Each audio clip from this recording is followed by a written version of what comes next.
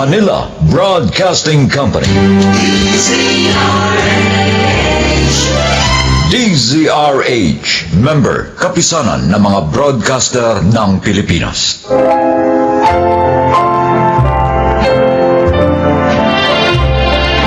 Magandang araw po mga kaibigan.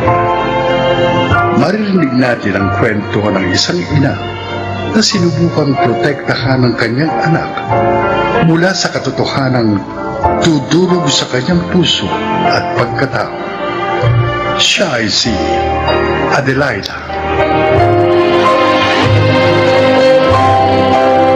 Pamilyang binuo ng ina at amang mapagmahal at responsable.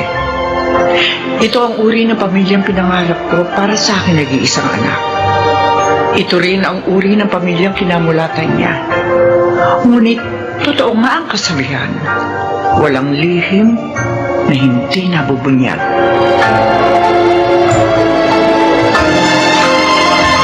Oh, Mike. Bakit higap ka ng higap? Nagpuyat ka na naman kagabi, no? Tumawag kasi si Papa eh. Oh, Nagkwentuhan kami tapos hindi ako nakatulog kaya kinuha ko na lang yung research paper namin. Ngayong umaga ako inaantok. ay sus! Aantukin ka niya sa klase. Okay lang ma. Sa hulihan na lang ako upo para hindi ako mahalata ng teacher namin na natutulog. Aray ko ma! Bakit ka nang umuro? Sige, subukan mo matulog sa klase. Joke lang. Ano naman ba kasi ang pinag-usapan niyo ng papa mo? At mukhang na-excite ka na naman. Hindi ka nakatulog. Wala naman ma. Sabi ko lang sa kanya, bili niya ako ng bagong laptop pag uwi niya rito. Few months from now. Humingi ka na naman sa kanya? Ikaw talaga?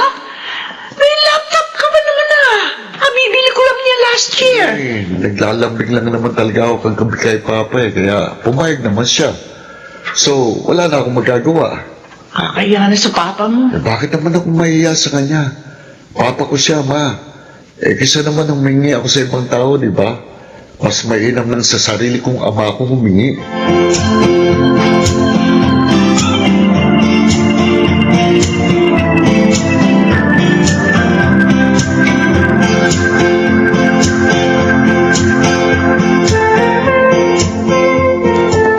Ate, sabi mo nun, sasabihin mo sa kanya kapag graduate na siya ng high school. Anong petsa na? Ka-graduate na siya ng college, hindi mo pa rin nasasabi ang totoo. Kung ikaw ang nasa kalagayan ko, natitiyak ko mahihirapan ka rin. Ay, alam mo, kung ako nasa kalagayan mo, baka graduation pa lang sa kinder ni Makmak, sinabi ko na sa kanyang sumakabilang bahay na ang papa niya. Ay, naku, Ina, oo. Ate Adele, habang tumatagal, lalong nasasanay si Makmak sa buhay na mayroong isang ideal family. Napilit mong ipinararana sa kanya. Ang inaalala ko lang, baka sa ibang tao niya pa malaman ng totoo. Bahala ng Diyos.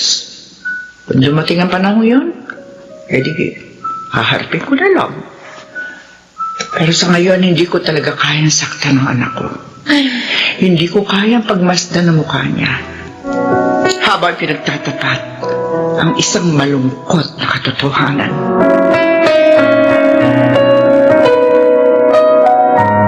Ayun, ma. Ayun na si Papa. Natatanong ko na siya. Oo, nakikita ko. Excited na ako. Pa! Mak, malayo pa siya. Lalapitin siya dito. Huwag ka na sumigaw. Namimiss ko si Papa eh. Ikaw talaga? Pa! Mama!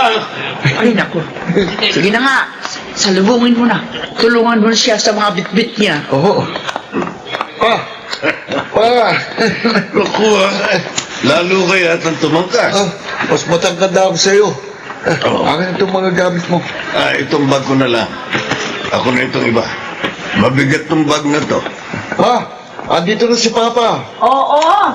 Kasi naman, hindi ko nakikita. Mula nung bata ka hanggang ngayon, hindi ka nagbabago. Pakiramdam ko tuloy, artista ako sa umuwi ako eh. Hindi na nga yun nakatulog eh. Alas 10 pa lang na umaga. Gusto nang pumunta rito sa airport. Ay, andun yung kotse, nakaparada. Ay, tara. Pa, dala mo ba yung laptop ko? Nako. Ay, lagot! Nakalimutan ko! Ano?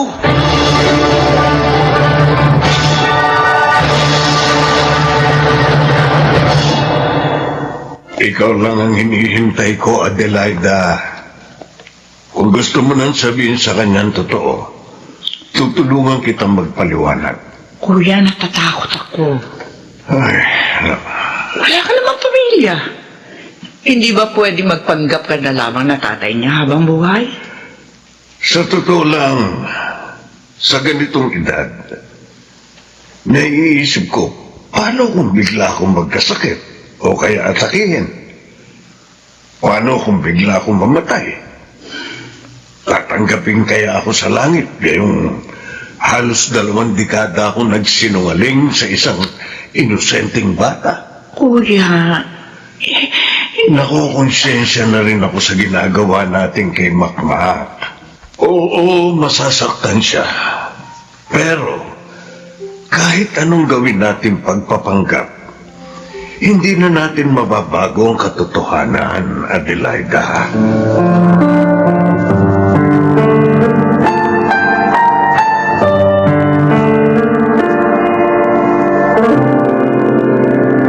Ay, naku, Makmak, mataas ang lagnat mo, tapos nag-chill ka pa. Tita, ayoko magpadala sa ospital. Takot ako. Ano ka ba? Sasamahan ka naman namin. Kahit na, takot na ako eh. Ina, Ay, ate, kailangan mo nang dalhin sa ospital ang anak mo. ano kaya sa tingin mo sakit niya? Nurse lang ako, wala akong kakayahang mag-diagnose ng sakit. Pero tingin ko, hindi simpleng lagnat lang to. Ma, ayoko. Namumutla ka rin eh. Tara na. Dadaling ka na namin sa ospital. Huwag, ayoko nga eh. Sasamahan ka namin. Ako, ang tita mo at ang papa mo. Kahit na, ayoko. Tuturukan nila ako ng injection dun eh. Ayoko. Takot ako sa injection. Makma, kung ayaw mo lumalaya ang sakit mo, sumunod ka sa akin, ha?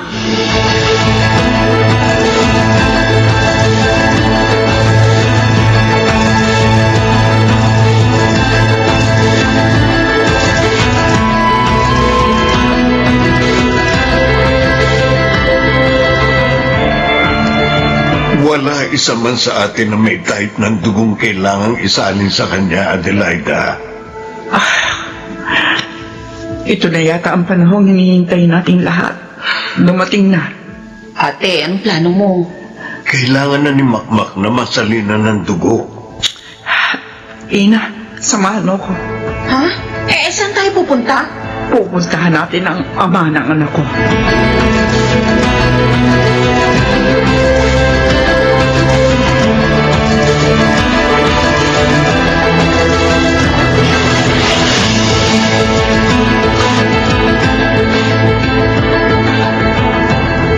Sila? Nasaan si Tomas? Bakit may nahanap ang asawa ko? Oh, asawa? Bakit? Kasal ba kayo? Ina, Sino ba kayo? ang tanong ko ang sagutin mo. Nasaan si Tomas? Wala siya rito. Rosie, Oh, wala pala ha? Umalis kayo. sino ba yan? Ano? Tomas! Mga taga-DSWD? Nagsasurvey. Oh, Adelaida, anong ginagawa mo rito?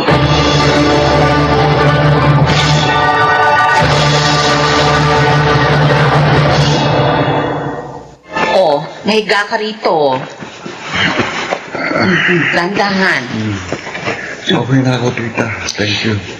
Mag-iingat ka sa susunod ha. Kung ayaw mo na uling makonfine sa ospital ng ilang linggo. Eh, hindi ko naman gustong magkasakit ah. Oo na. O siya, marami. Si Papa. Ha? Nasa labas. Oo, nasa labas. Si Mama. Tatawagin ko. Bakit? Ano bang kailangan mo? Wala naman. Gusto ko lang silang makakita. Makmak. Bakit, tita? Tandaan mo. Love na love ka ni tita. Ha? Alam ko yan, tita. May sakit ka man o wala, masaya o malungkot, nandito lang ako. Tawagin mo lang ako kapag kailangan mo ako, ha? Okay, thank you, tita.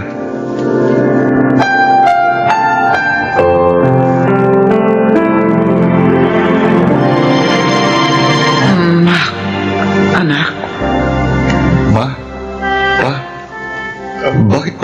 seryoso nyo? Hinintay talaga namin makarecover ka muna sa sakit mo. Bago namin ito sabihin sa iyo. Anak, alam mo naman kung gaano kita kamahal, di ba? Oo naman pa. Mahal na mahal ka namin ng mama mo. Kaya ayaw na namin patuloy kang paglihiman. Naniniwala akong nasa tamang edad ka na para maunawaan ang ganitong klaseng bagay. Tomas! Ma, Anak, sa kanya galing yung isinaling dugo sa iyo nung nasa ospital ka. Siya ang tunay mong ama, Mac. Ang papang kinagisnan mo ay nakatatanda namin kapatid ng tita Ina mo.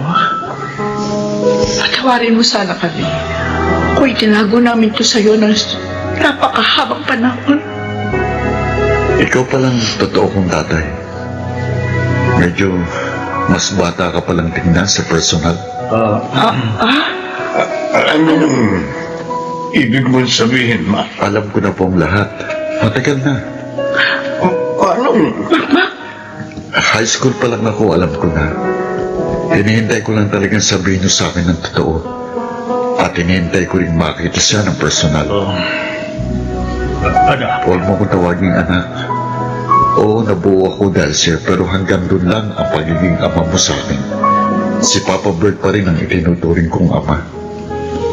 patawarin mo ako, anak. Matagal ko na po kayong pinatawad. Hindi ko naman naramdaman ang kawalan niyo sa buhay ko, kaya wala kayong dapat ipag-alala. Maganda naman ang buhay namin ni Mama kahit wala ka. Higit sa lahat, masaya kami.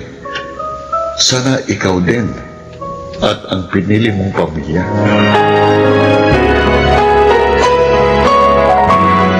My goodness! Hindi na ako mapabalik kanina sa trabaho. Akala ko darating ako dito na parang may nangyaring dilubyo. Pero, ate, totoo bang sinabi ni Kuya Bert?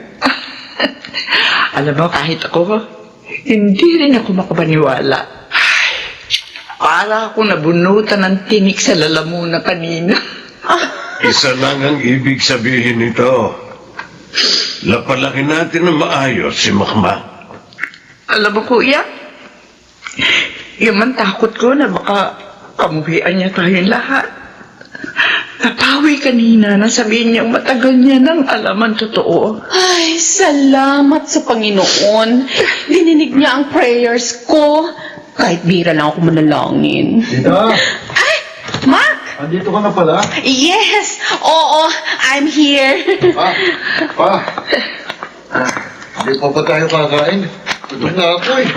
Oo, kakain na tayo. Oh, umiiyak ka na naman? Hindi.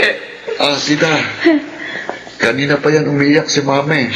Ang tawag dyan, tears of joy. Ma! Umiiyak? Oo. Ayan, yakap mo kasi. Lalo tuloy na iyak. Mabaho ka yata eh. Bagong ligo ako ha. Eh, nako. Tara na nga kayo't nagugutom na rin ako. Kumain na tayo. Tara na ma, kumain na tayo. Oo na. I love you, Ma. I love you forever and ever.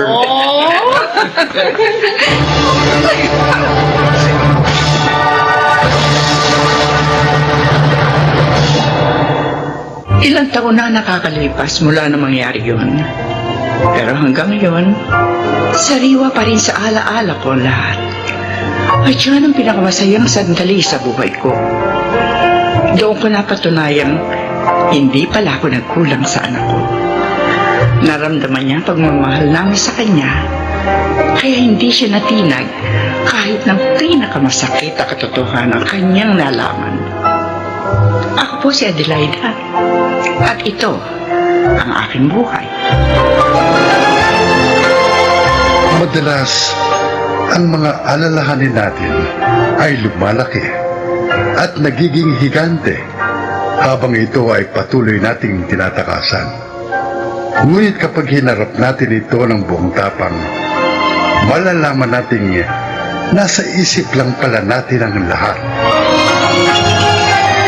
mga nagsiganap, Phil Cruz, Lionel Benamin, Jenaline de la Cruz, Maynard Landicho, Rosana Villegas, at Susan Robles sa papel na Adelaida. Naglapat na ang angkop na tunog Jerry Mutia, na musika Buboy Salonga, supervisyong teknikal Eric Lucero at Bong Mayar, creative consultant Phil Cruz, production assistant Anching Cruz. Ito'y mula sa panulat ni Rita Labano, sa direksyon June Martin Ligaspi at Maynard Landicho Jr. Ito ang aking buhay.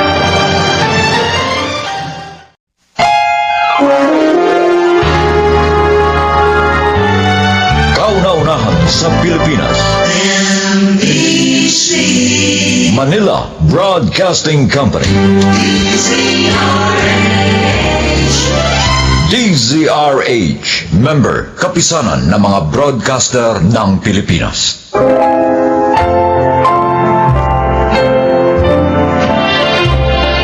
Mga kaibigan, sa araw na ito, inyong maririnig ang kwento ng isang dalaga na sinikil ang sariling damdamin para sa kapakanan ng iba.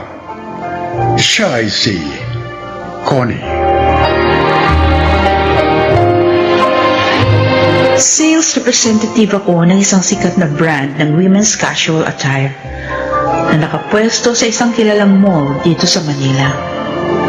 Sa nasabing product company ko na rin nakapalagay ang loob ang magkasintahang Carlo at Lerma na parehong salesperson at matagal na rin sa kumpanyang pinaglilikuran.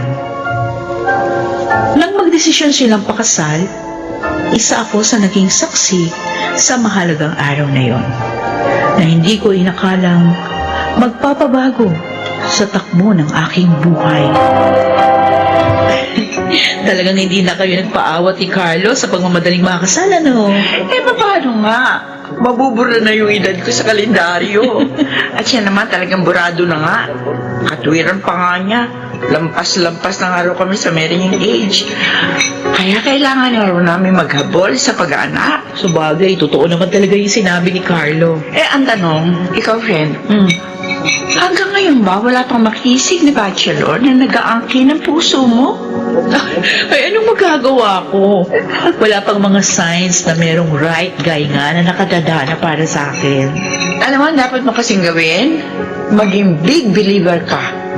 Ha? Mas isipin mo yung kapangyarihan ng destiny. Ano? Tulad ba ng lalaking iyon? Nakausap ni Carlo. At kanina ko pa nakikita ang lagkit-lagkit ng mga sulyap sa akin, oh. Ay, halos subaran na ako sa mga tingin niya. Ay, naku, si Ricky yun! Actually, electrical engineer siya sa mola. Pinapupwesto nga ng mga product natin. At sa same subdivision na tinitirhan namin din siya nakatira. Talaga? O ano malay mo?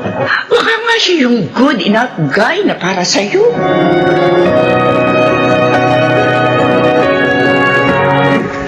Talagang lalo siyang gumaganda pag tinititigan, ano, Carlo?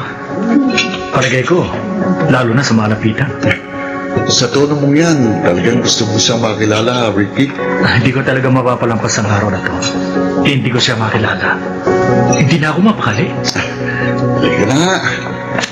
Pakikilala na kita kay Connie. Yun. Baka kasi maging salan ko pa kapag na-depress ka at nabaliw. Dahil lang sa hindi kita naipakilala sa kanya.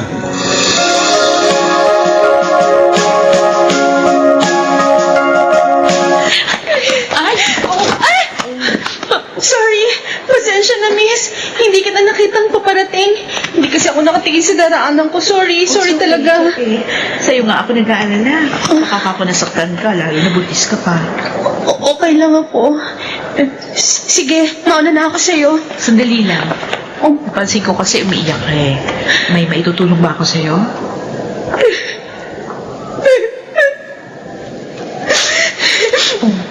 Yung kasing lalaki dapat managot sa pinagbubuntis ko to. Oh. Pinagtabo yan ako. Ha? Hindi ko naman hinihingi sa kanyang pakasalan ako dahil alam kong hindi niya naman gagawin yun. Ang tanging hinihingi ko ng awa sa kanya ay ang pananagutan niya sa sanggol na dinadala ko na sandaling isilang ko na. Dahil wala naman akong paraan para buhayin ito. Pero yun yung una mong dapat hingin sa kanya, ha? Ang pakasalan ka. Para maging ganap yung pananagutan niya sa'yo at sa'yo yung magiging anak. Nalaong pakasalan niya ako. Kasambahay lang niya ako eh. Huh? Pinagsamantalahan niya ako. Ano? Paulit-ulit. Nang malaman niyang buntis na nga ako, pinalayas na niya ako. O di kung gano'n, mas dapat mo siyang papanagutin sa ginawa niya. Pwede mo siyang idemanda. Sige na, miss. Masyado na pala ako maraming naikwento. Pasensya na, ha? Naabala kita. Sandali lang. Miss! Miss!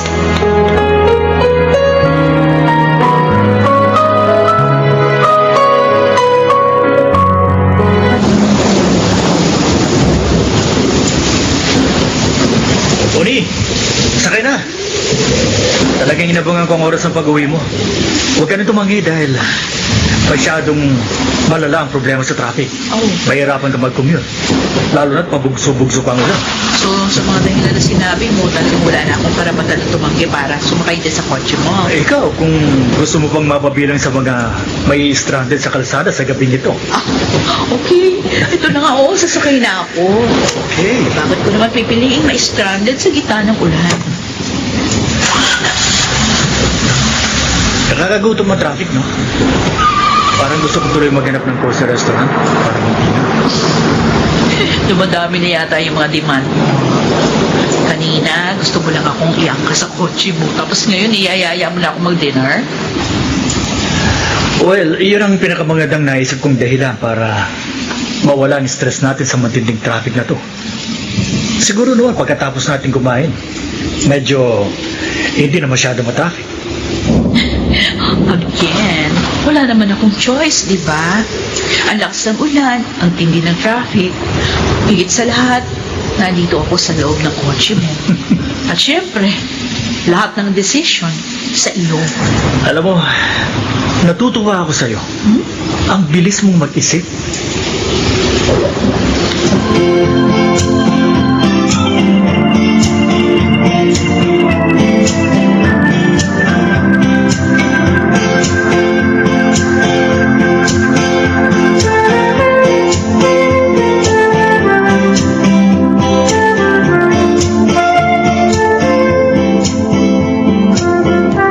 Nakita ko kaninang uwian.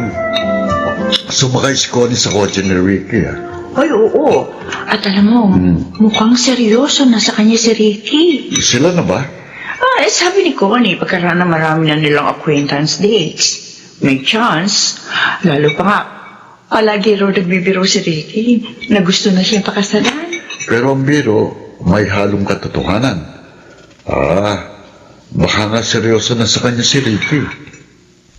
Siguro naiisip na rin ni Ricky na nasa edad na rin siya para isipin ang tungkol sa pagkakaroon ng pamilya. Nagkataon pa si Connie ang nakilala niya at nakita niyang wifey material naman talaga ang kaibigan natin. Kaya malamang, hindi na niya ito pakakawalan.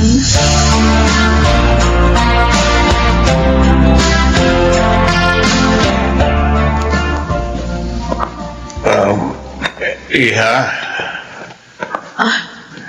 Manong, ako po ba tinatawag niyo? ang totoo, si Ricky talaga sinusundan ko. Gusto ko nga sana siyang kausapin kanina bago siya umalis nang ihatid ka.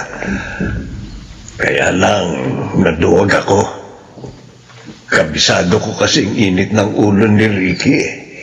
Lalo na kung ang pag-uusapan, ang kalagayan ni Jessa. Jessa? Sino pong Jessa? Anak ko si Jessa. Ang kasambahay niya na nabuntis niya pagkaraan niyang pagsamantalahan ng paulit-ulit. Yung kwento nung nasa lubong kong babae na buntis, yung papalabas ng mall? Parehong-pareho po nung kwento ng anak niyo si Jessa. Oo. Palagi niyang inaabangan ang paglabas ni Ricky sa mall na yon. Electrical engineer si Ricky sa mall na yon. Ano pong pwede ko maitulong sa kalagayan ng anak niyo? Nag-aalala na ako sa mga ikinikilos ni Jessa. Bakit po?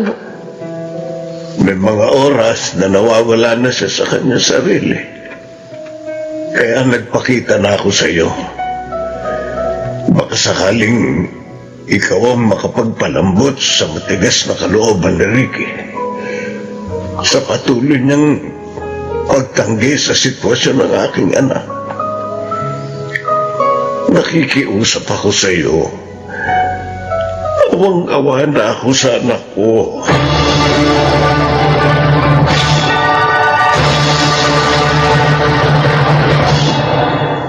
Connie, ano ba? Iniiwasan mo ba ako? Mula pa kanina paglabas sa mall, pinahihirapan mo na ako sa paghabol sa'yo. Oo, talagang pinahihirapan kita dahil ayoko na makita ka at makaharap ni makausap. Pwede ba, bago mo ako tratuin na nakakabwisit, sabihin mo muna sa akin ang dahilan. Ano ba pinagkakaganyan mo? Napipiko na ako sa pagbabaliwala mo sa akin. Si Jessa, yung binuntis mong babae na nakasalubong ko umiiyak paglabas ng mall. Ano? Si Mang Berting, yung tatay niya, na nagmamakaawa, nakikiusap sa akin para maantig ang kalooban mo sa kalagayan ng anak niya. So, alam mo na palang tungkol kay Jessa? Ayon kay Mang Berting, nagpapakita ng mga senyalis ng depresyon si Jessa. Nag-iiba na rin ang kanyang mga kilos. Madalas nagsasalita mag-isa. Connie, ano bang kinalaman ko sa nangyayari sa kanya? Siya ang may kontrol sa isip niya, sa katawan niya. Yan lang bang kaya mong sabihin? Pagkatapos mo pagsamantalahan ang kahinaan niya? Ricky, nasan ang puso mo? Dugo mo ang sanggol na dinadala niya. Connie, Sa magiging anak mo man lang. Makadama ka naman ng awa. Pero sana nga, kung makukonsensya ka, maawa ka na rin kay Jessa. Dahil ginagawa mong miserable ang kanyang buhay.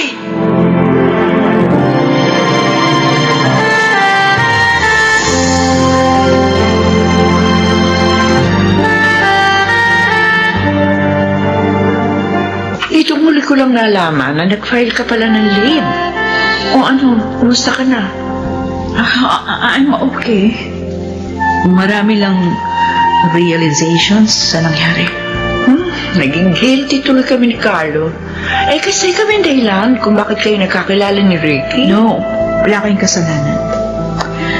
Sa akin naman, mas inaalala ko yung situation ni Jessa kaysa sa anumang namamagitan sa amin ni Ricky. Mabuti na nga lang. Hindi pa ganun kaseryoso yung relasyon namin. Naisip ko, sa klase ng character ni Ricky, pwede rin mangyari sa akin yung nangyari kay Jessa. Honey, pagdarasal ko na sana, malambasan mo agad ang lahat ng lungkot na dinaranas mo ngayon. May mga pangyayari sa buhay na dapat nang kalimutan. Lalo na kung hindi karapat-dapat na manatili sa alaala, Lerma. Oo, parang hindi ganun kadali yung proseso ng paglimot. Pero ito na yung pinakamabisang paraan para muling may pagpatuloy ang buhay.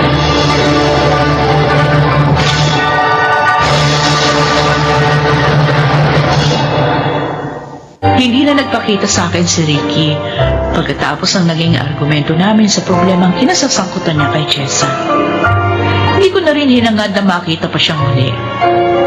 Malinaw na rin sa akin na ang hindi niya pagpapakita, patunay lang na hindi siya seryoso sa anumang maaaring mamagitan sa amin.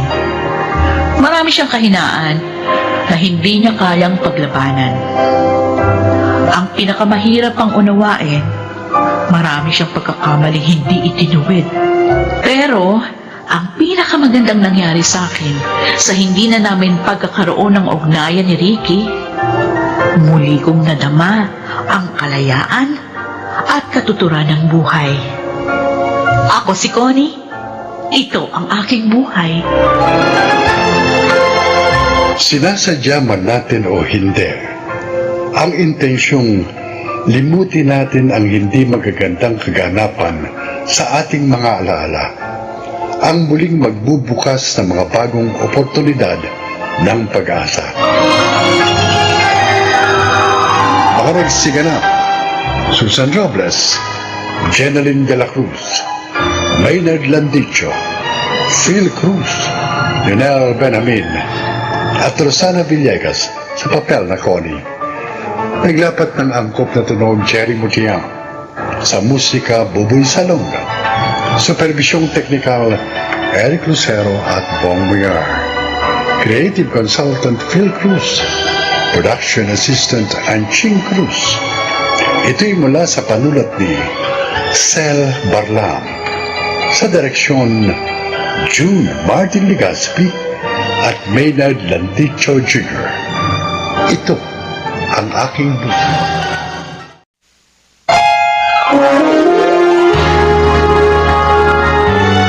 Kauna-unahan sa Pilipinas. Manila Broadcasting Company. DZRH, member, kapisanan ng mga broadcaster ng Pilipinas.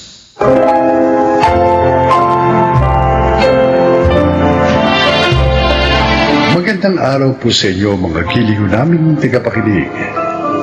Narito ang kasaysayan ng isang dalagang na puno ng galit ang puso. Siya ay si Heidi. Matagal akong napalayo kay inay. 8 taon pa lamang ako noon nang iwan niya ako sa kanyang kaibigan na si Tita Delia. Yun ay dahil pumanaw si Itay. Sa simula, maganda ang trato sa akin ni Tita. Pero nang lumaon, nagbago siya. Huwag naman po, Tita Delia. Ayoko na ganong trabaho. Ganon, higaga ka pala eh. Aray ko, tita. Hindi lang sampalang matitikman mo sa akin pag hindi mo ako sinunod.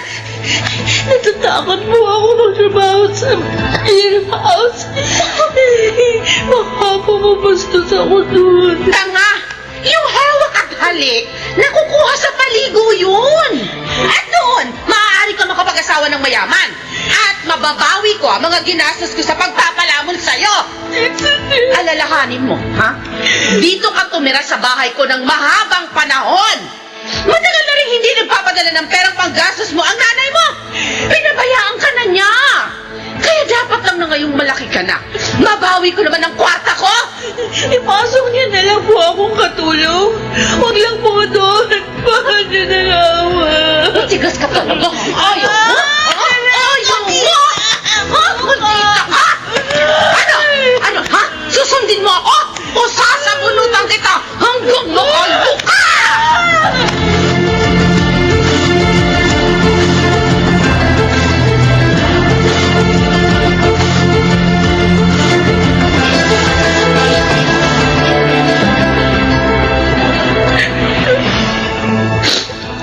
Sakit ng katawan ko.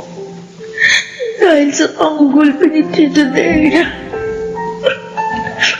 Wala siyang awa. Alila na nga ako dito sa bahay. Gusto pa niya akong ipasok na dancer sa piraw. Bukas, lalo niya akong pahihirapan pag hindi ako sumama sa kanya doon. Bakit mo naging ganito ang buhay ko? Hindi ko na nga natapos ang high school. Parang mapapahamak pa ako ngayon. Kasalanan nito ni Inay dahil pinabayaan niya ako. Sarili lang niyang iniisip. Makasarili niya. Hanggang kailan? Kailangan ko makaalis dito sa bahay na ito.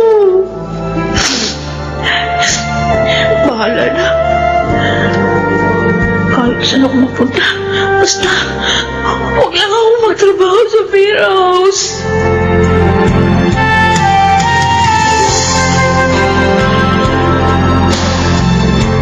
Alam mo, Iha, hindi kami nangangailangan ng katulong ngayon. Sir, para niyo na pong awa. Kahit po pansamantala lang. Bago lang po kasi ako dito sa Maynila. Wala po talaga akong matutuluyan. Oh.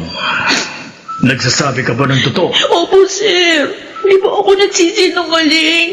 Bakit ka napadpad dito sa Maynila? Mapanganib dito. Lalo na sa isang teenager na katulad mo.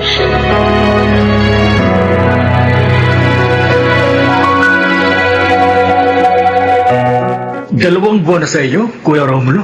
Oo, Renato. Naawa naman kami kaya hindi namin mapalis.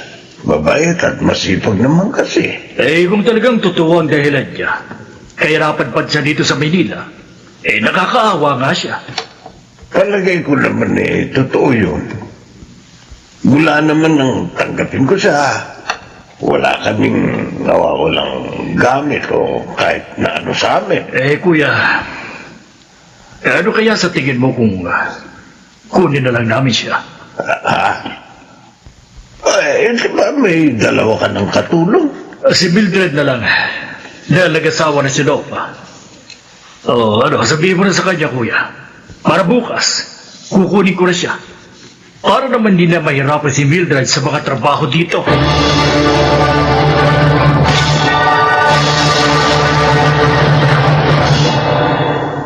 Siya ang bagong makakasama mo dito sa bahay, Mildred.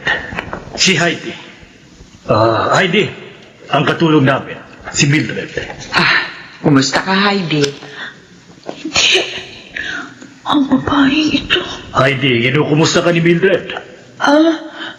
Mabuti naman po. Ay, Sir Renato, baka po kasi nahihiya siya. Pero hindi po bale. Ako na po ang bahala sa kanya.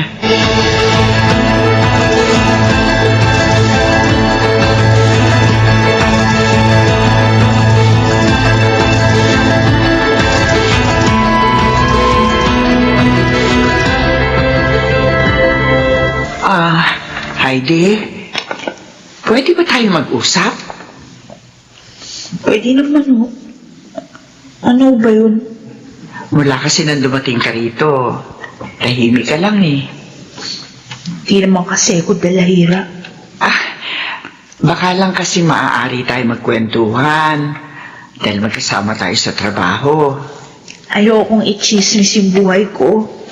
Hindi naman ako chismosa. Pero kung wala ka sa mood makipag-usap, sige lang. Itatanong ko lang sana kung ano-ano kayang gawaing bahay ang alam mo. Lahat ho alam ko. Kahit naman kasi pinabayaan ako ng nanay ko. Natuto pa rin ako sa pamamagitan ng ibang tao. Ay, di mainam. Hindi na pala kita tuturuan. Kaya ko nga rin ang trabaho kahit na ako lang mag-isa dito.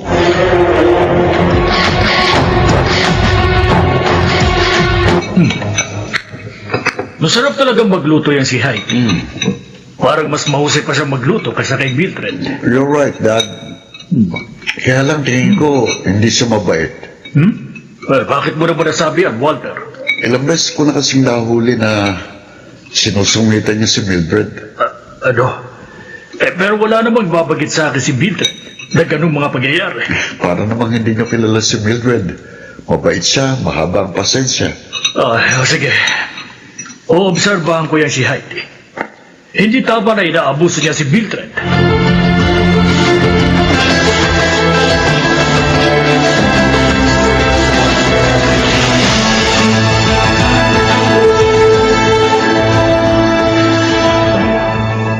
Heidi, masama pa pakiramdam mo? Kasi namumutla ka eh. Huwag mo ako pakialaman. Huwag ka sana magalit, ha? Nagmamalasakit lang naman ako sa'yo. Bakit? Kailan ka pa natutong magmalasakit sa akin? Ha? Kailan pa? Teka, hindi kita maintindihan. Galit ka ba sa akin? Ilang galit? Galit na galit. Heidi, bakit naman? Talaga bang kahit pangalan ko, kinalimutan mo na rin? Teka, ano ba talaga ibig mong sabihin?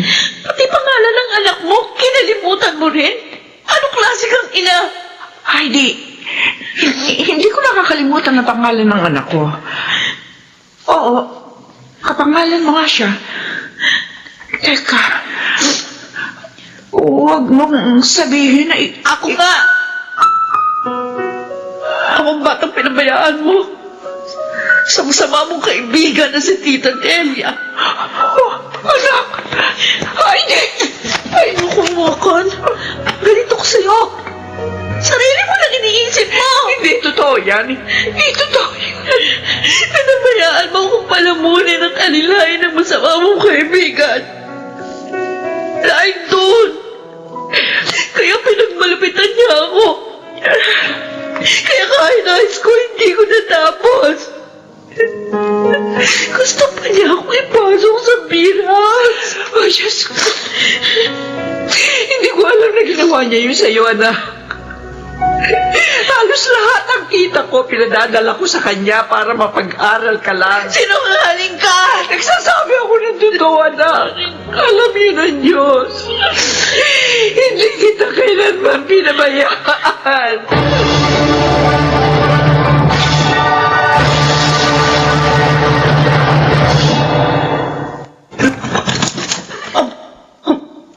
Mildred? Ay, ikaw nga.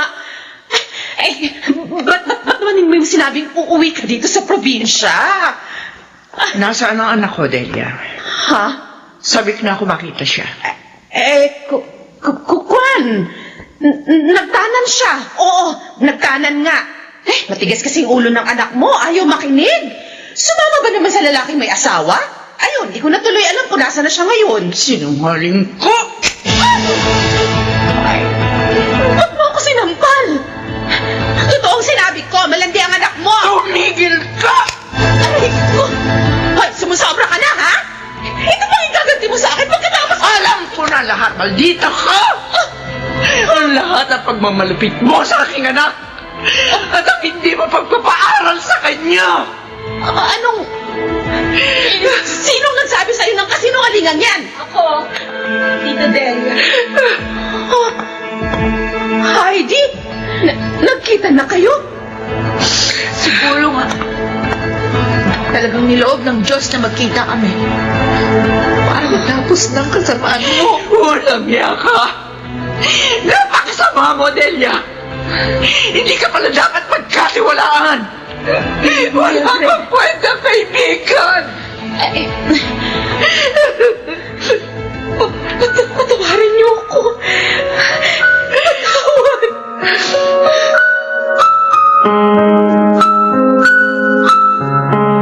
Ngayon naman siguro, naniniwala ka rin sa akin, anak. Opo, Nay. Patawad po sa masasakit na sinabi ko sa inyo. Heidi, anak ko. Patawarin mo rin ako. Dahil pinagkatiwala kita sa isang maling tao. Ay, Nay. Anak.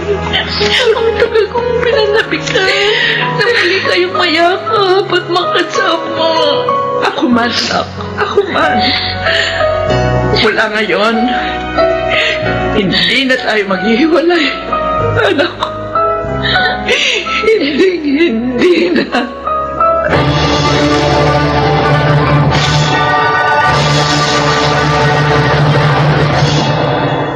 Nakatapos na ako ng pag-aaral sa kolehiyo. At yun ay dahil sa tulong ni na Sir Renato. At maligaya na kami ni Inay ngayon. Ako po si Heidi. At ito ang aking buhay. Totoong mahirap ang maging ina. Hindi biro ang mga responsibilidad. Kaya marapat lamang na maging maingat upang ang anak ay hindi mapahamak. Mga nagsiganap, Susan Robles, Jenaline de la Cruz, Lionel Benjamin, Maynard Landicho, Phil Cruz at Rosana Villegas sa papel na Heidi. Naglapat ng angkop na tunog Jerry Mutiang. Sa musika Buboy Salonga, supervisyong technical Eric Lucero at Bong Boyar. Creative consultant Phil Cruz, production assistant Anching Cruz. Ito'y mula sa panulat ni Telma Corporal Alcantara. Sa direksyon, June Martin Ligaspi at Maynard Landicho Jr. Ito ang aking buhay.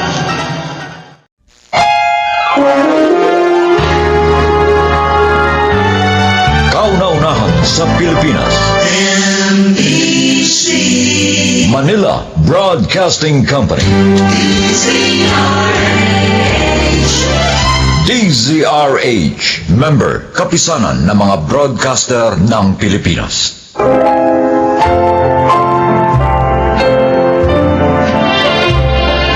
Mga kaibigan, maririnig ninyo ang kwento na kapupulutan nyo ng aral sa buhay. Narito ang kasaysayan ni Lenlen. Isa lang naman ang gusto ko sa buhay, ang mahanap ko ang aking true love. Kaya nang makilala ko si Jeric, agad niyang nakuha ang puso't tiwala ko.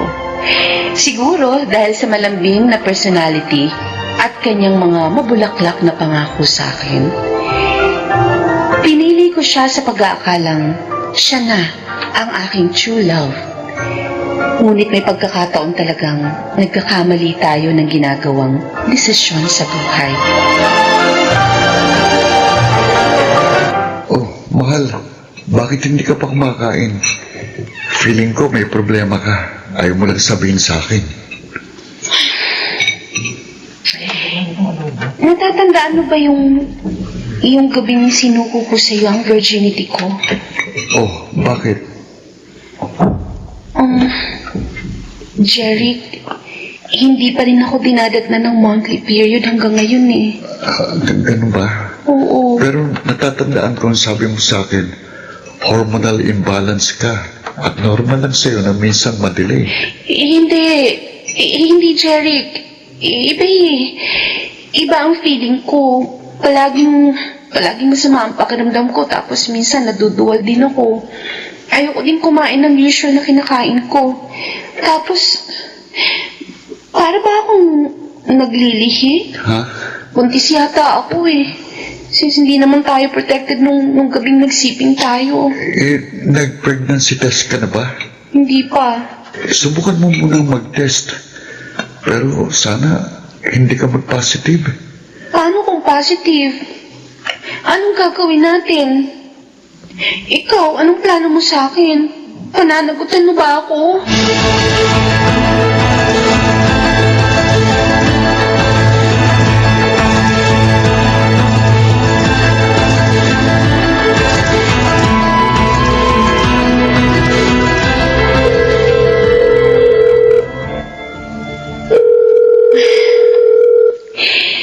Sana sagutin na ni Jeric tong tawag ko.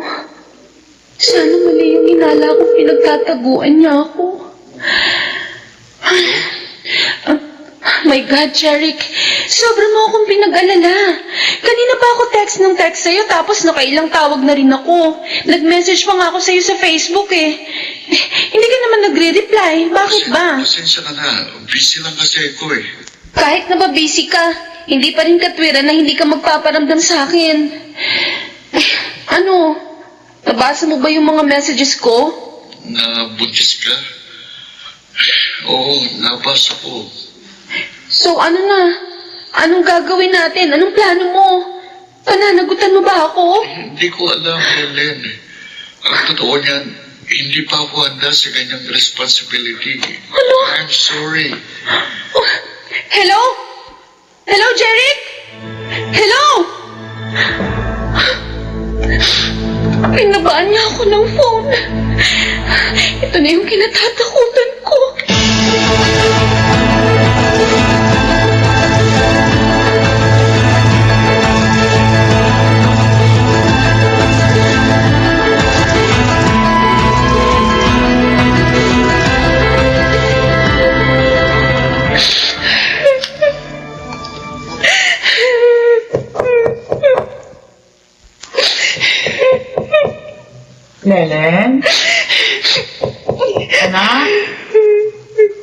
Pwede ba kitang makausap?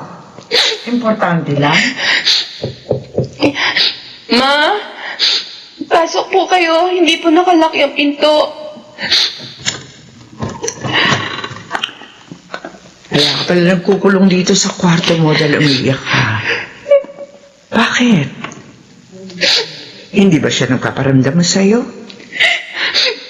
Opo. Ilang beses ko na po siyang kinokontak sa cellphone at sa Facebook pero wala na po. Hindi na siya nagpaparamdam. Pinuntahan mo na ba siya sa tinutuluyan niya? Pumunta po ako ng isang araw sa boarding house niya. Pero sabi ng landlady niya, umalis na daw dun si Jeric. Hindi na rin po siya pumapasok sa school. Be, ano kaya nangyari sa batang yun?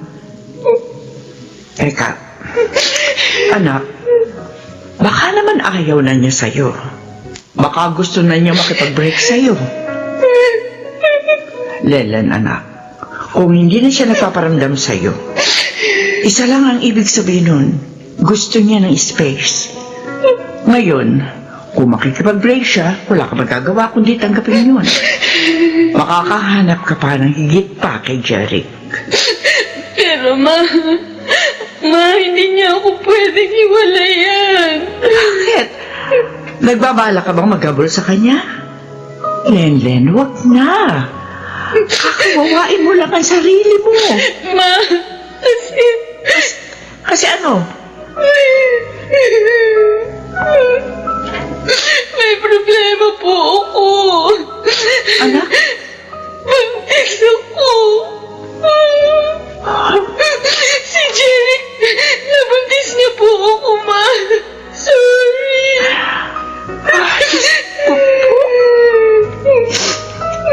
Ilang buwan ka na buntis? Parang magdadalawang buwan na po. Len naman, anak. Bakit ka naman nagpabuntis sa kanya? Hindi ko naman po alam na mangyayari to, sir. Yun na nga, bakit mo ibinigay sa kanya ang virginity mo nang hindi pa kayo kasal? O ano, alam na ba niya na buntis ka? Opo. At tinakasan ka niya, kaya hindi siya nagpaparamdam sa'yo. Lela naman, bakit hindi mo ginamit yung utak mo? Bakit mo isinuko sa kanya ang sarili mo nang hindi pa kayo kasal? Ang akala ko naman po kasi ako pakakasalan niya in the future.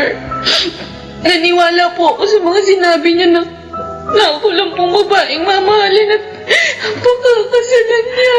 Bakit ka naniwala agad? Yung mga lalaki niya ang talagang sasabihin nila ang lahat ng magagandang salita, makuha lamang nila ang gusto nila. Tapos, kapag nakuha na nila, at hindi ka naman pala talagang mahal, ayun, iiwanan ka lang. O siya, tama na, Tana, huwag ka na umiyak. Dahil kahit na maggangawa ka dyan, hindi na magbabago ang katotohanan ng disgrasyada ka na. Ituloy mo na yan, anak. At huwag ka nang umasa pa kay Jerry. Napananagutan ka niya.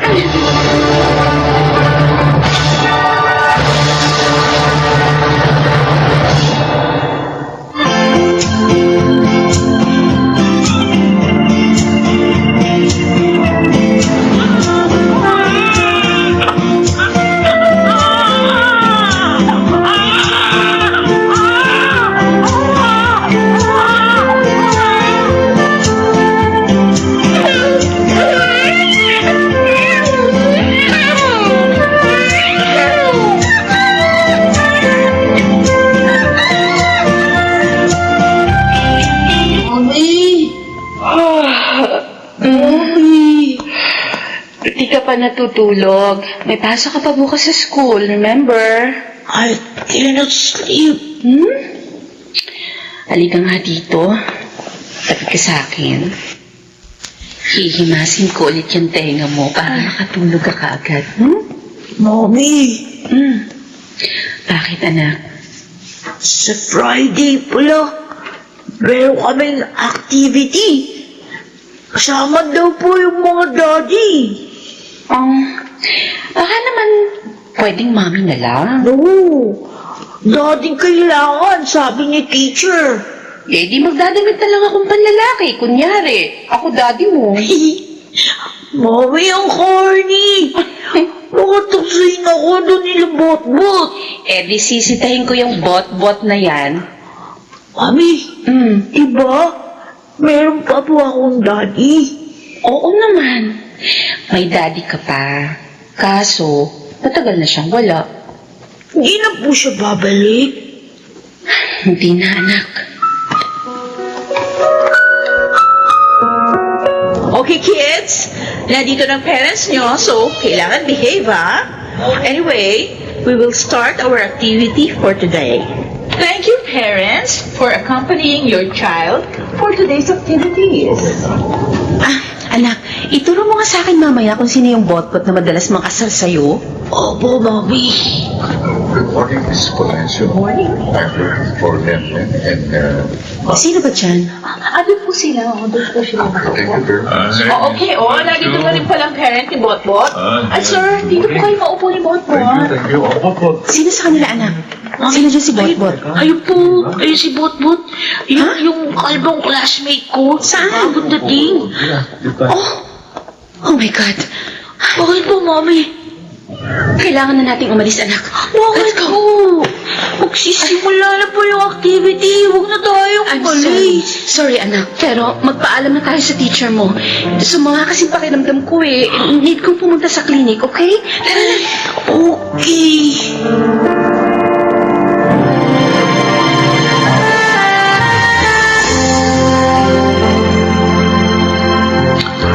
Mami, bakit po tayo nagmamadaling umalis ng school kanina? Ayaw niyo po ba sa papa ni Bot-Bot? Hi. Can I join you? Mami, ang papa ni Bot-Bot. Sige. Umupo ka na lang dyan. Bakit naman nagmamadali kayong umalis ng mag-ina kanina sa school? Hindi tuloy kayo nakasali sa activity. I'm sure alam mo ng dahilan. Lenlen, huwag niyo naman sana akong iwasan. Sandali, Jeric. Parang pinalalabas mo na ikaw pa ang kawawa at ako pa ang mali? Baka nakakalimutan mo. Almost 6 years ago, iniwan mo kami ng walang pasabi. I'm sorry. Oo, malaking kasalanan ko sa inyo mag-ina. Pero pinagsisihan ko na yun. Lenlen, kaya ako bumalik ng Pilipinas para itama ang mga mali ko. Bakit ngayon lang? Bakit pinaabot mo pa ng halos 6 na taon? At saka, kung totoo yung sinabi mo sa akin, na mahal mo ako dati, hindi mo ako iiwan. Pero anong ginawa mo? Walang kaabog-abog, walang pasabi, bigla ka na lang hindi nagparamdam. Hindi mo lang alam kung gaano kasakit yun para sa akin. Alam ko yun. Kaya nga hindi ako pinatahimik ng konsensya ko. Akala mo ba sa loob ng almost 6 years, hindi ko nakuhang maging masaya? Kasi palaging ikaw ang iniisip ko. Tama na. Huwag mo na akong bulahin, Jerry. Mami, are you fighting? No, sweetie. Sige na. Bilisin mo kumain, baby, para makaalis na tayo. Kailan mo pa sasabihin sa kanyang totoo, Lenlen? Sasabihin ko sa kanya ang totoo. Sa tamang panahon.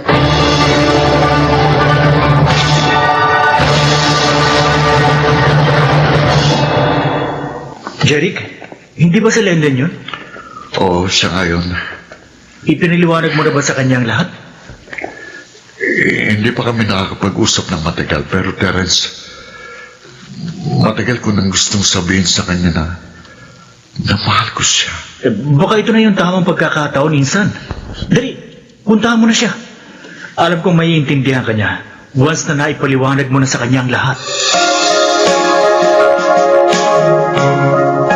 Ano bang pag-uusapan natin, Jeric? Lenlen, please bigyan mo ko ng isa pang pagkakataon. At ipinapangako ko sa inyong dalawa ni Mapis, babawi ako sa inyo. Hindi ko na kayo iiwan. Gusto kong malaman mula sa'yo. Ano bang dahilan mo para gawin niyo sa akin. Sige, aaminin ko sa'yo. Oo, mahal kita. Pero nung malaman kong buntis ka, parang natakot ako.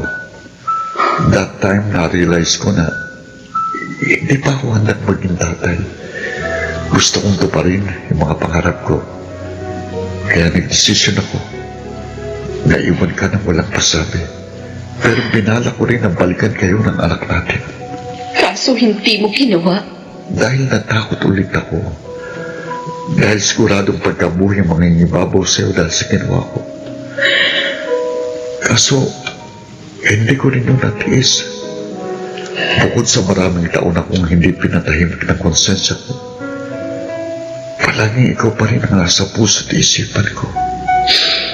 Kaya nga tulad na sinabi ko, almost 6 years, hindi lang ikaw ang nahirapan, ako rin. Nahirapan din ako. Gusto kitang yakapin. Gusto kitang makasama. Pero inuunahan ako ng takot. Siguro, bigyan mo muna ako ng time para makapag-isip-isip. Pero huwag ka mag-alala. Habang pinag-iisipan ko kung tatanggapin ulit kita sa buhay ko, malaya ka makakabisita sa anak natin. Hindi ko ipagkakait sa'yo ang karapatan mo kay Mavis. Mavis, anak? Come here, baby. Halika dito. Mami, bakit po? May aaminin kami ni Jeric sa'yo. Mavis, may tanong ako sa'yo. Oh? Gusto mo bang makita ang totoo mong tatay? Opo. Anak, si Jeric, siya ang totoong daddy mo. Mavis, anak. Daddy? Kayo? Ang daddy ko? Oo, akong daddy mo. Daddy! Daddy! Payakap na sa anak mo. Daddy! Sorry kung iniwan ko kayo ng mama mo. I'm sorry talaga, anak. Huwag kang mag-alala, Mavis. Nangakong papa mo na hindi ka na niya iiwan. Magkakasama na kayong dalawa. Daddy! Totoo yan. Daddy! Ano, anak? Masaya ka ba? Nakilala mo ng totoo mong daddy. Opo! Masayang-masaya po ako! Daddy!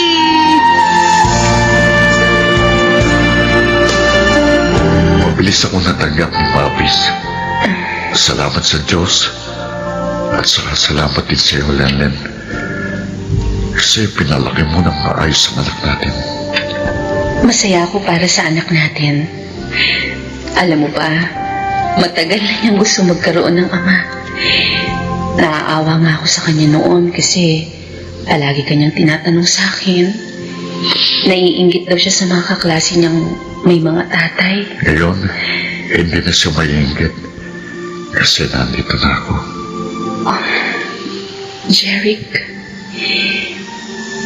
naliwanagan na ako sa mga nararamdaman ko para sa iyo. Kaya may desisyon na ako. Kung ganun, anong desisyon mo? Bago ko sabihin ang desisyon ko, gusto kong malaman mula sa iyo. Pakakasalan mo ba ako? Oo. Pangako ko yan sa'yo, di ba? Tutuparin ko ang pangakong yun. Bukod sa kapag pinakasalan mo na ako, magagamit na ni Mavis ang apelyido mo. Kaya hindi na siya tutuksuin pa ng mga classmates niya. So, ikaw, anong desisyon mo? Yes. Oo, Jeric.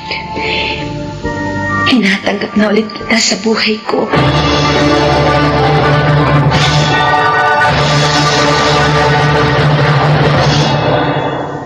Laking pasasalamat ko nang tinupad ni Jeric ang kanyang pangako sa aming mag-ina. Sa ngayon, masaya na kaming nagsasama bilang mag-asawa at punong-puno ng pagmamahalan. Ako si Lenlen at ito ang aking buhay. Ibinibigay ang second chance sa mga taong gustong itama ang kanilang mga pagkakamali at sa mga taong gustong patunayan na kaya nilang maging mas mabuti at mahusay pagkaraang makabangon sa matitinding pagsubok sa buhay. Mga nagsiganap: Phil Cruz, Susan Robles, Rosana Villegas, Maynard Landicho, Lionel Beramin at Jeneline de la Cruz sa papel na Lenlen. Naglapat ng angkop na tunog Jerry Mutia, sa musika Buboy Salona, supervisyong teknikal Eric Lucero at Bong Biar, creative consultant Phil Cruz, production assistant Anching Cruz. Ito'y mula sa panulat ni Krishna Sanga, sa direksyon Jude Martin Legaspi at Maynard Landicho Jr. Ito ang aking buhay.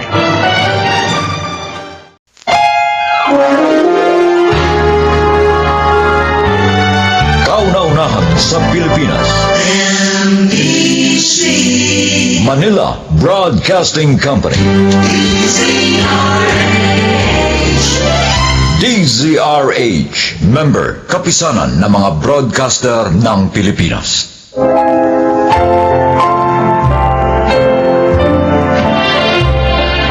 Magandang araw po mga giliw naming tagapakinig. Narito ang kasaysayan ng isang babaeng labis na minahal ang kanyang asawa.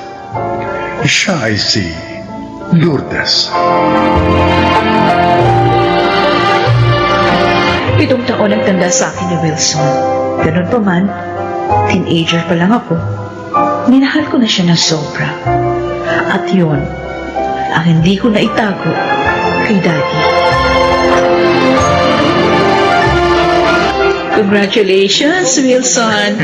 Department manager ka na ngayon, ha? Salamat, Lourdes. Binabati rin kita, Wilson. Thank you very much po, Sir Donato. Pangako, hindi ko sisirain ang tiwala ninyo. Excuse me, Wilson, Daddy. Sikasuhin ko muna yung mga dumating na empleyado, ha?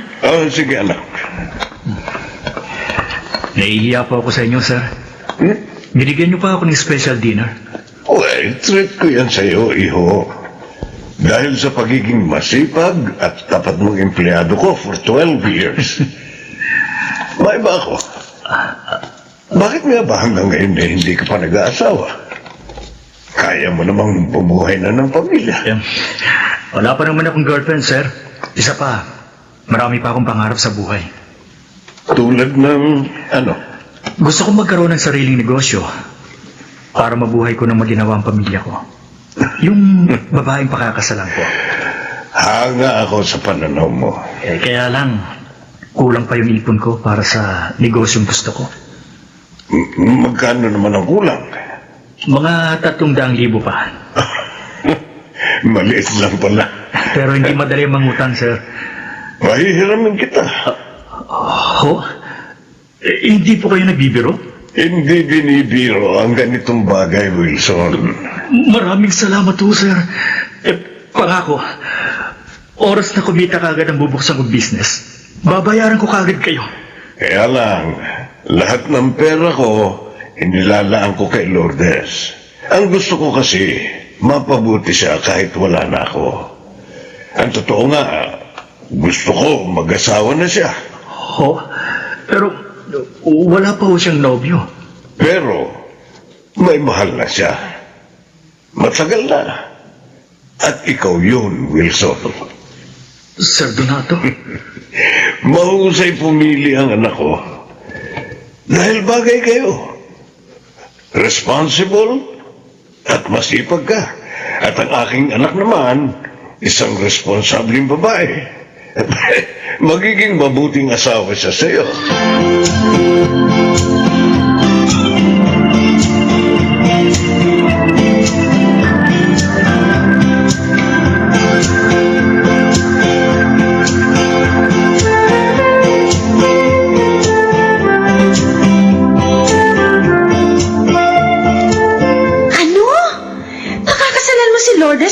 Wilson? Bakit? Nakakagulat ba ang sinabi ko, pinsan? Ay, kasi naman, hindi mo naman siya nobya, di ba? Pero nagtapat na ako ng pag-ibig sa kanya. At sinagot niya na ako. Totoo pala talagang sinabi ni Sir Donaton. Doon pa, mahal na ako ni Lourdes. Teka lang ha. Kaya mo ba siya pakakasalan dahil sa utang mo sa daddy niya? Parang gano'n na nga. Naiiya kasi ako kay Sir. Kuya, mahirap yung gagawin mo. Baka hindi rin magtagal ang pagsasama niyo ni Lourdes. Matututunan ko naman siguro siyang mahalin. Pareho naman kaming walang katipan eh.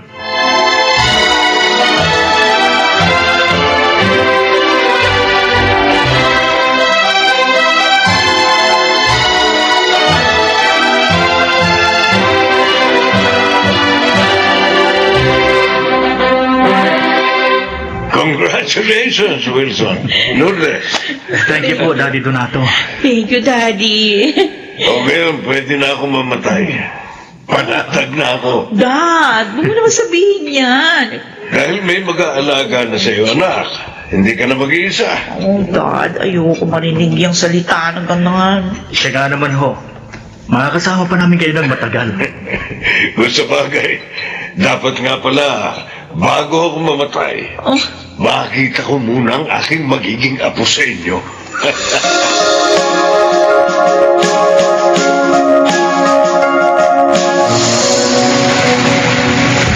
Daddy, mabuti naman ho pumasyal kayo rito. Paano hindi? Matagal na kayo hindi pumapasyal na mag-anak sa akin. Oh, sorry, Daddy, ha? Pasensya na. Busy kasi si Wilson itong mga nakaraang buwan, eh. Ako naman, abala sa pag-aasikaso sa aming bahay at sa aking mag-ama. Nasaan nga pala ang apo ko? Pasalubong ako kay Jan. Tiyak na magugustuhan niya ito. Ay, nandun siya sa kwarto niya. Wala pa bang kasunod si Jan? 4 years old na siya. Ano ko, Daddy, masyadong busy sa negosyo ang asawa ko. Ayoko naman siyang madaliin. Bumibisita ka ba sa negosyo niyo? Oh, Sa office? sad to say, hindi. Bakit?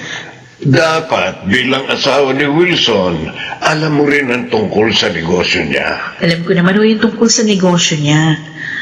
Hindi ko nga lang magawang bumisita sa office kasi nga, dahil sa pag-asikaso pa lang sa asawa ko, naku, kulang na yung panahon ko. Mahal na mahal mo talaga si Wilson. Daddy, siya po ang buhay ko. Anak, huwag mo namang kalimutan ang iyong sarili. Magtira ka rin ng pagmamahal para sa sarili mo.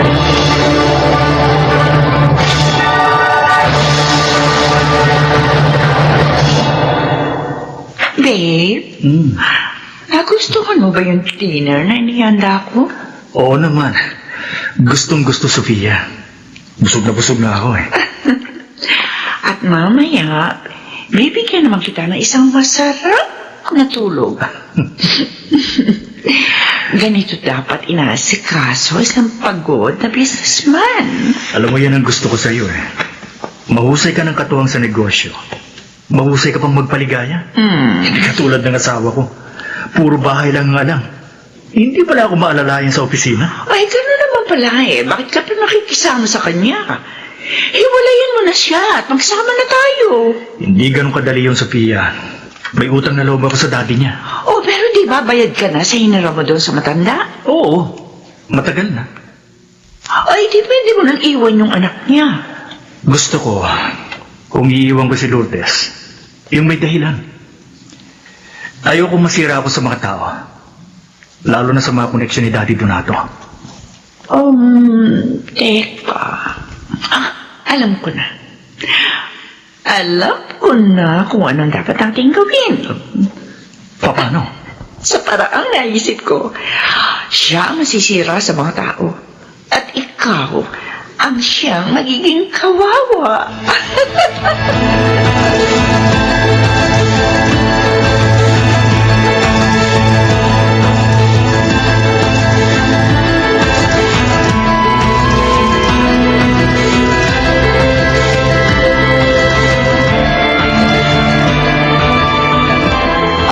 Tauhan ka pala ng asawa ko? Opo, Ma'am Lourdes. Bakit ka na pa rito? Anong sadya mo? Ay, ipinakukuha po sa akin ni Sir yung isang cellphone niya na naiwan dito sa table, sa kwarto niyo. Oo, naiwan pala niya yun.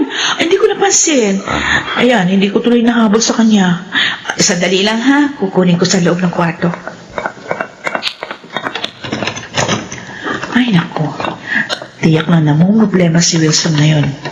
Ang cellphone pa naman na yun ang lagi niyang ginagamit sa kanyang mga transaction. Huwag mo na ilabas yan, Lourdes. Bakit ka pumasok dito sa kwarto? Lumabas ka. Huwag kang mag-alala. Ano ba? Lalabas din ako. Pero pagkatapos ng gagawin, Ay! Ano ba? Bitiwan mo ko? Ano ba? Maawa ka! huwag ka na magpumigla. Sandali lang naman ito. Wag! Ha? Wag!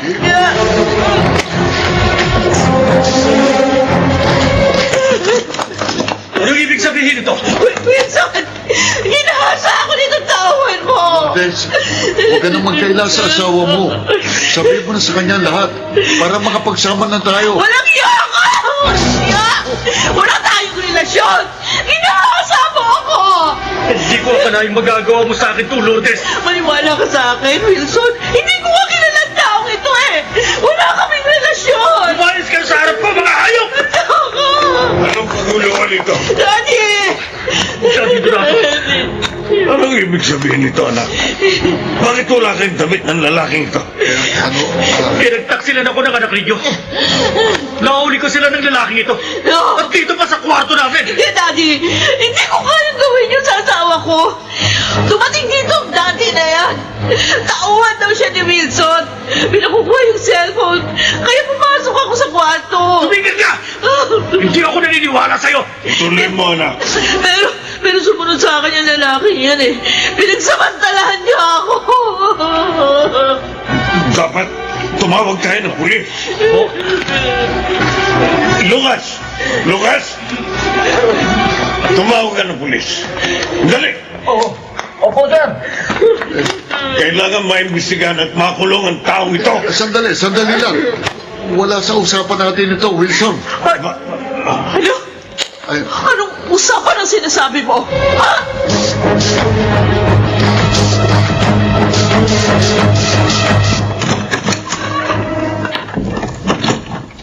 Ikaw, si Sofia, di ba?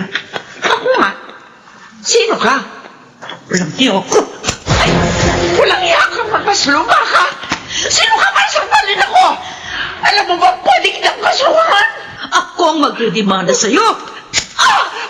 Dahil ako ang babaeng pinaghahasaan niyo ni Wilson sa pinsan mong si Dante!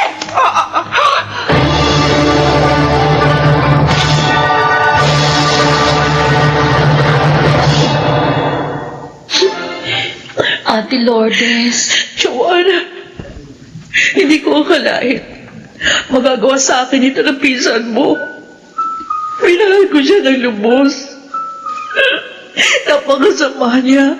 Napakasama niya. Nahihiya rin ako sa ginawa ni Pinsan, ate. I'm sorry.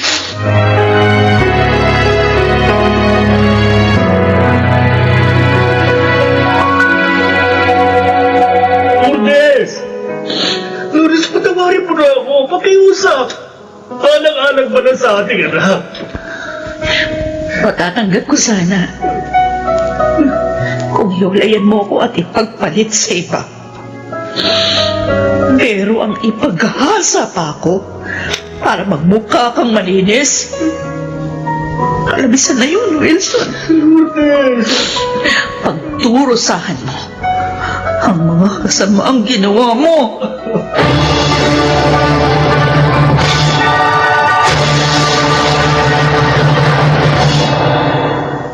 Hanggang ngayon, nakabilanggo pa rin sila Wilson at Dante. Ako naman, maligayang nabubuhay at itinataguyod ang aming anak. Malungkot man ang naging wakas namin ng aking asawa. Minamahal ko ang alaalang iniwan niya sa akin. Ako po si Lourdes at At ito ang aking buhay. Importante na ang tao ay marunong makontento sa mga bagay-bagay na kanyang nakakamit upang ang kaligayahan sa kanya ay manatili.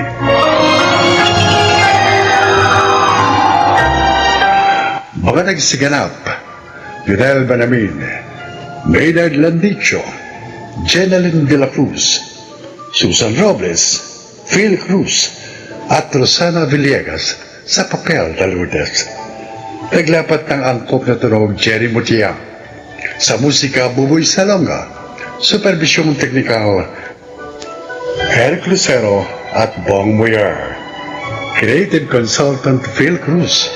Production assistant Anching Cruz.